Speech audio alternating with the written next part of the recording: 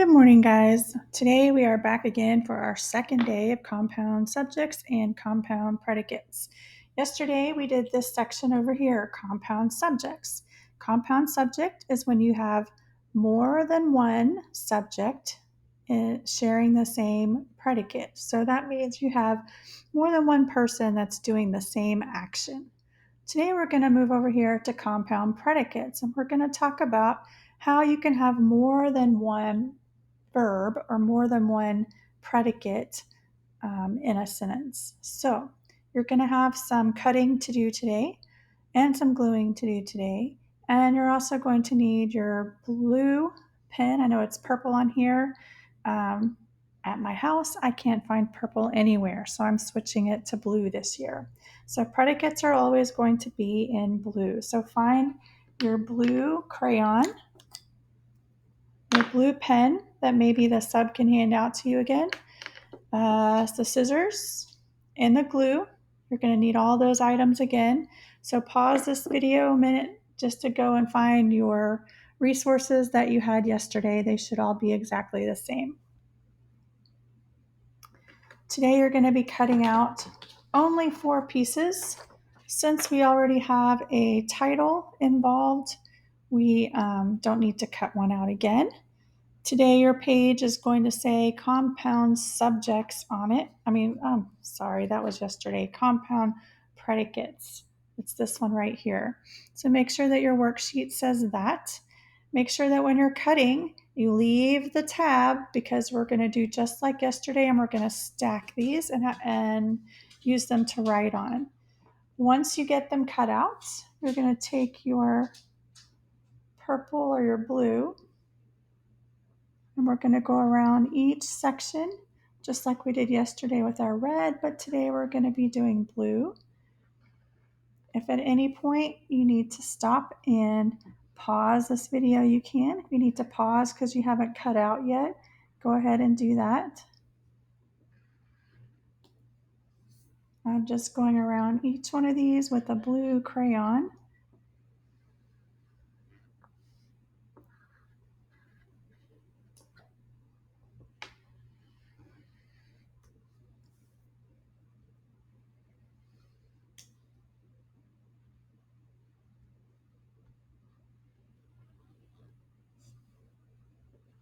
There we go. Now I have 4 rectangles, different sizes, and they all have blue around them. So pause if you need more time. If not, grab your notebook.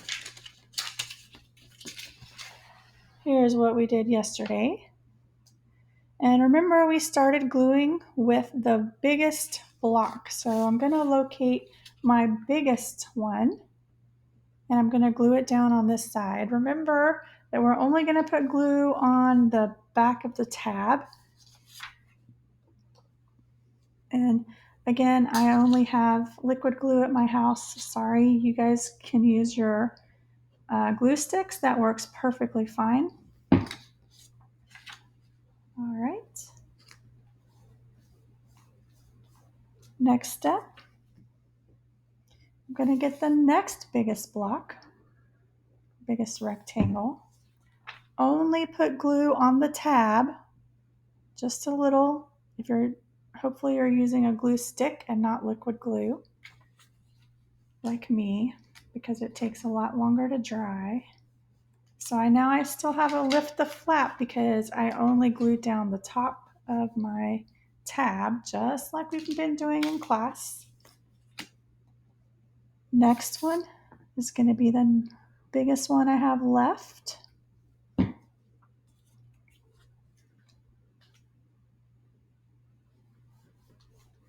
And finally, the smallest one that actually says compound predicates on it.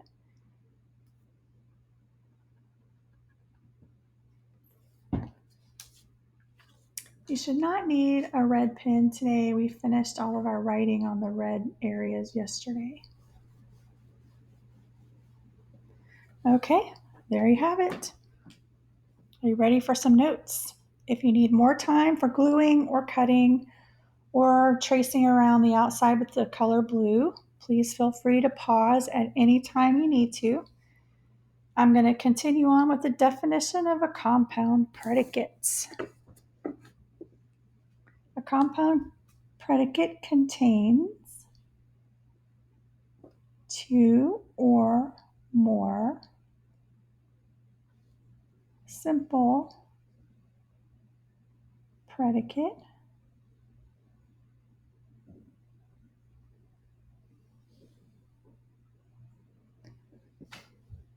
that has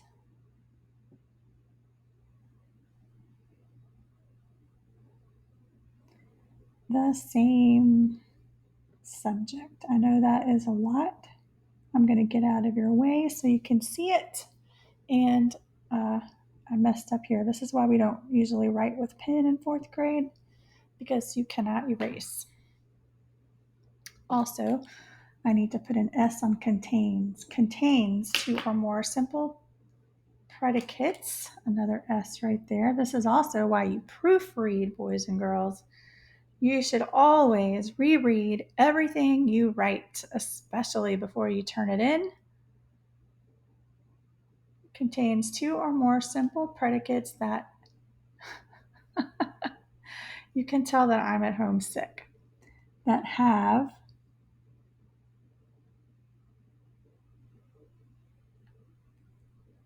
the same subject, not that has, because two things can't has, right? That doesn't make sense. Two or more simple predicates that have the same subject. We'll get through this together. All right, if you need more time copying that down, just pause your video. If mine will stay together long enough, because I used liquid glue, it's sliding around everywhere. But we're going to go on with our first example. We're still going to use Tori reads nightly. Tori is a simple subject and reads is our simple predicate. But I'm about to turn it into a compound predicate. So find your blue pen. Actually, let's see.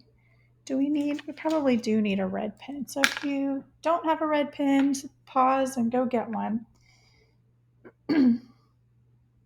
But we're only going to use Tori as our subject today because we're just sticking with a simple subject.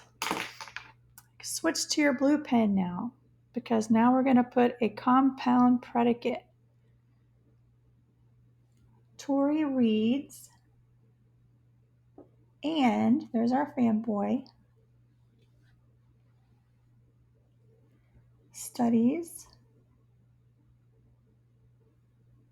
nightly, period at the end. So now I have a simple subject, Tori, and Tori is doing two actions. She is reading and she is studying. And when I write that in a sentence, I can write Tori reads and studies. It's one person doing two actions. So I have a subject plus a predicate plus a predicate. All right, what do you think is going to happen if we have S plus P plus P plus P? Well, Tori's night is about to get busier. Pause if you need more time on that one. I'm going to write in my subject again, Tori. I have three P's. Over here, when I had three S's, I had to separate Tori, Jen, and Randy with commas. So I have to do the same thing over here, because anytime, boys and girls, you have a list of three things, you're going to need commas. So Tori reads, comma, studies, comma, and practices nightly. Tori now is doing three things every night: reading, studying, and practicing. I don't know what she's practicing. Maybe she's in band and she has to practice her instrument. Maybe she practices singing or gymnastics or cheerleading or football or baseball. But she has a busy evening. All right, if you need more time, pause your video. And I'm going to flip over to the last stage, which is S plus P plus P plus P plus P. Tori had a really busy night. Tori reads, studies, practices, and exercises nightly. Period at the end. Tori reads, comma, studies, comma, practices, comma, and exercises nightly. So now I have a compound a compound predicate, sorry. I can tell because I have this fanboy right here that helps me to know I have some things that have been combined together. Next week, we're going to take that to the next level, but for now, we're going to stay right here this week and practice on compound subjects and compound predicates.